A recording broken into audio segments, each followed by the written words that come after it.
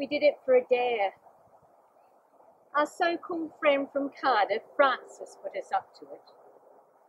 She said those of us from Pentra who live within sight of a real colliery should arrange a trip underground.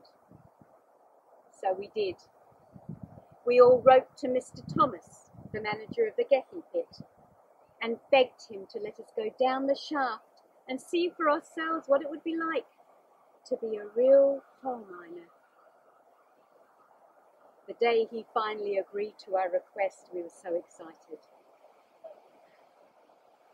He insisted that several young men of our acquaintance come with us, presumably expecting us to be skittish and silly and need keeping in order. Our friend Frances didn't even come along in the end. I don't think her father would allow it. We put on our Sunday best for the trip.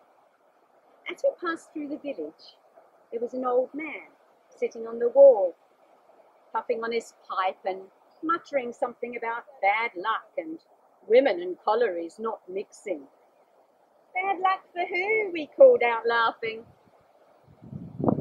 We weren't laughing and joking anymore, 800 feet underground. I was shocked by how dark the tunnel was,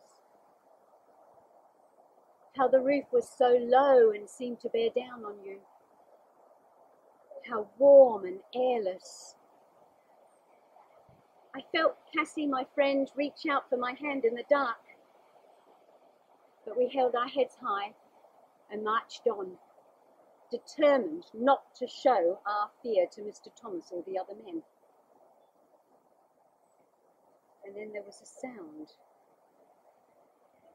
a growing roar from somewhere up ahead in the tunnel.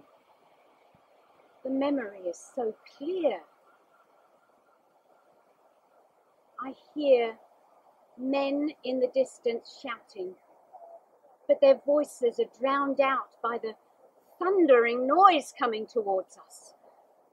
A moment later, something smashes into the ventilation door ahead.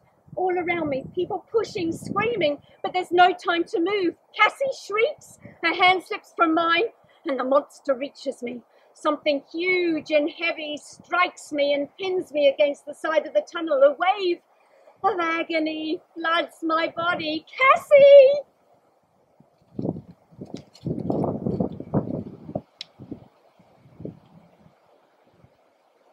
It was a trolley, fully laden, that hit us. A haulier lost control of it. Most of our group were only shaken or covered in coal dust. It was Cassie and I who suffered the old man's bad luck. The sight of our injuries, I'm told, sent some of our friends into a faint. My leg couldn't be saved, and for days they weren't sure if I would survive the amputation. But I did. So it was only my leg that was buried down here, 4 days after the accident. It was in the ground, waiting patiently for the rest of me to join it for decades. I was living my life in Whitchurch with my husband Arthur Habit, who was a coal salesman of all things. And in the end, my leg was disappointed.